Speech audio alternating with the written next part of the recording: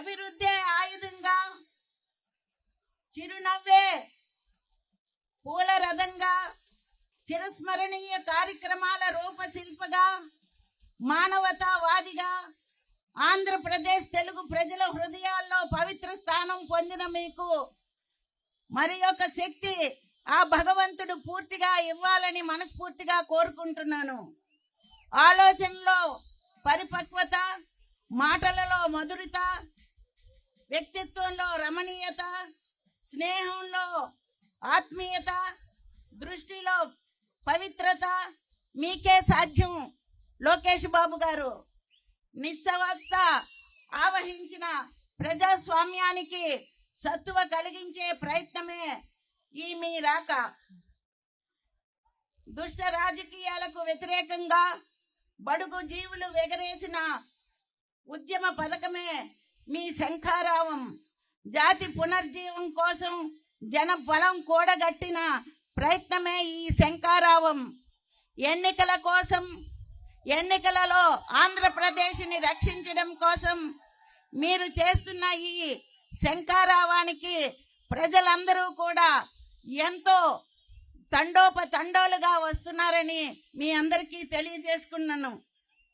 40 సంవత్సరాలుగా ఎన్నో కష్టాలు నష్టాలు వచ్చి ఎన్ని అవమానాలు చేసినా, కుటుంబ సభ్యుల్ని అవమానపరిచినా దేనిని లెక్క చేయక, కుటుంబాన్ని కూడా పట్టించుకోకుండా ఈ రాష్ట్రమే నేనే రాష్ట్రము అంటూ రాష్ట్రానికి సేవ చేసిన మహానుభావుడు ఆ చంద్రబాబు నాయుడు గారికి మనస్ఫూర్తిగా స్వాగతం తెలియజేసుకుంటున్నాను. ఈ కార్యక్రమానికి పిలవగానే వచ్చిన తెలుగుదేశం పార్టీ కార్యకర్తలు కష్టాల్లోనూ నష్టాల్లోనూ మేమున్నామంటూ ముందుకు వచ్చి ఎన్ని కేసులు పెట్టినా, ఎవరిని కోర్టులకు పంపించినా భయం లేదు. మేము మా జెండా తెలుగుదేశం జెండా, మా ఎజెండా తెలుగుదేశం పార్టీ అంటూ తెలుగుదేశం వెంట ఉన్న మీ అందరికీ మనస్ఫూర్తిగా పాదాభివందనాలు తెలియజేసుకుంటున్నాను.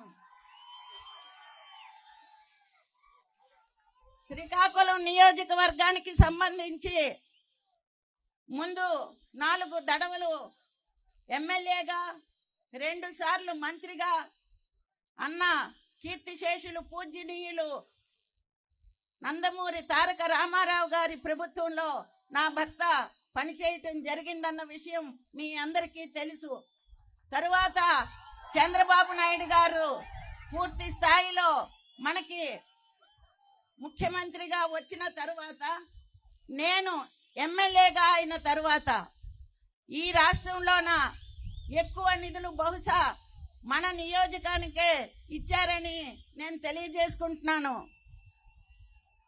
గార మండలంలో ఆనాడు ఎర్రన్నాయుడు గారు మనకి మంత్రిగా, కేంద్ర మంత్రిగా ఉన్నప్పుడు ఒక నీటి పథకాన్ని అప్పటి ఎమ్మెల్యేగా ఉన్న అప్పల సూర్యనారాయణ గారు కలిపి ఇక్కడ గారలో పెట్టడం జరిగిందన్న విషయాన్ని, సాలిహొండం ప్రాజెక్ట్ని మీ అందరికీ తెలుసు.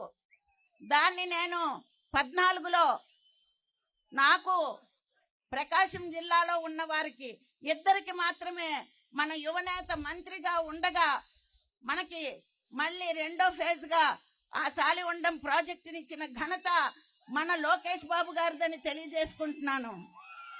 అదేవిధంగా ఈరోజు నాగావళి నదిలో మనకి నీరు ఎప్పుడు ఉండాలనే ఉద్దేశంతో అక్కడ కూడా మనం కార్యక్రమాల్ని చేసుకోవటం జరిగింది. శ్రీకాకుళం మున్సిపాలిటీలో అన్ని వీధుల్లోనూ రోడ్లు వేయటం జరిగింది. 2 మండలాల్లోనూ కూడా అదే విధంగా రోడ్లు వేయడం జరిగింది. గార మండలంలో శివారు ప్రాంతాలకి మంచినీరు ఇవ్వాలన్న ఉద్దేశంతో కళింగపట్నం ఎత్తిపోతల పథకాన్ని పెట్టడం జరిగింది. అది 80% పనులు పూర్తయిన 20% పనులు ఈ 5 సంవత్సరాలు చేయకుండా వదిలేయటం వలన ఈ రోజు మళ్ళీ అదే కష్టాలు, అవే బాధలు గార మండలం శివారు ప్రాంతాలకు వచ్చాయని మీ అందరికీ తెలియజేసుకుంటున్నాను. టిట్కో ఇల్లు శ్రీకాకుళం కార్పొరేషన్కి 5,000 ఇల్లు ఆ రోజు మన ముఖ్యమంత్రి నారా చంద్రబాబు నాయుడు గారు, అప్పటి మున్సిపల్ మినిస్టర్ గారు నారాయణ గారు మనకి 5,000 ఇల్లు ఇస్తే 1,238 ఇళ్ళు పూర్తి చేస్తే వాటిని సర్వనాశనం చేసి ఎలక్షన్ వస్తుందని చెప్పి ఇప్పుడు పేర్లు మార్చి ఆ ఇల్లు ఇవ్వడం జరిగిందని కూడా మీ అందరికీ తెలియజేసుకుంటున్నాను. ఇలాగే ఎన్నో కార్యక్రమాలని చేసుకున్నాం, మనం పార్కులు చేసుకున్నాం, అన్ని విధాల శ్రీకాకుళాన్ని ముందుకు తీసుకువెళ్ళాం. మళ్ళీ శ్రీకాకుళం నుంచి ఆముదాల వలస వరకు అంటే రైల్వే స్టేషన్ వరకు 33 కోట్ల రూపాయల్ని ఆ రోజు ముఖ్యమంత్రిగా నారా చంద్రబాబు నాయుడు గారు ఇస్తే నేను రవికుమార్ గారు అక్కడ శంకుస్థాపన కూడా చేయటం జరిగిందని మీ అందరికీ తెలియజేస్తున్నాను. ఆ రోడ్డు ఈ రోజు దాకా పనులు పూర్తి చేయడం లేదు. ఇటువైపు చూస్తే మంత్రి, అటువైపు చూస్తే స్పీకర్, ఇద్దరూ కలిపి ఏం చేస్తున్నారో కూడా అర్థం అవ్వని పరిస్థితుల్లో ఆ రోడ్డు ఉంది. ఆ రోడ్డు గోతుల వలన ఇప్పటికే 3 చనిపోవటం జరిగిందని కూడా మీ అందరికీ తెలియజేసుకుంటున్నాను. ఈ విధంగా భ్రష్టు పట్టించిన ఆంధ్రప్రదేశ్ ని అన్ని విధాలా ముందుకు తీసుకువెళ్ళాలి. అసలు ప్రజలు ఏమనుకుంటున్నారు, ప్రజలకి ఏం కావాలి అని సంవత్సర కాలం 3000 కిలోమీటర్లు 3242 కిలోమీటర్లని నడిచి పాదయాత్రని పూర్తి చేసిన గొప్ప వ్యక్తి మన లోకేష్ బాబు గారని తెలియజేసుకుంటున్నాను.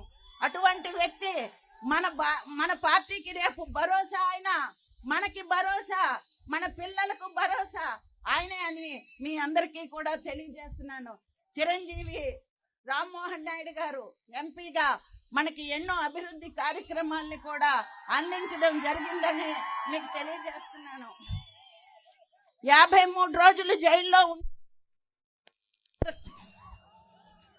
తండ్రి పడుతున్న కష్టాన్ని చూసి మన లోకేష్ బాబు గారు ఆయన గురించి తాపత్రయపడుతున్న సమయంలో ఆయన్ని చూడ్డానికి మన పవన్ కళ్యాణ్ గారు జైలుకి వచ్చి ఆయన్ని చూసి మానవతా దృక్పథంతో ఎవరిని కన్సల్టించకుండా అంటే ఎవరిని అడగకుండానే జైలు ఆవరణలోనే నేను తెలుగుదేశం పార్టీతో కలిసి పనిచేస్తాను, ఈ సైకోని పంపించడమే మన ముఖ్య ఉద్దేశము అంటూ చెప్పిన ఒక మానవతావాది మన పవన్ కళ్యాణ్ గారని కూడా తెలియజేస్తున్నాను.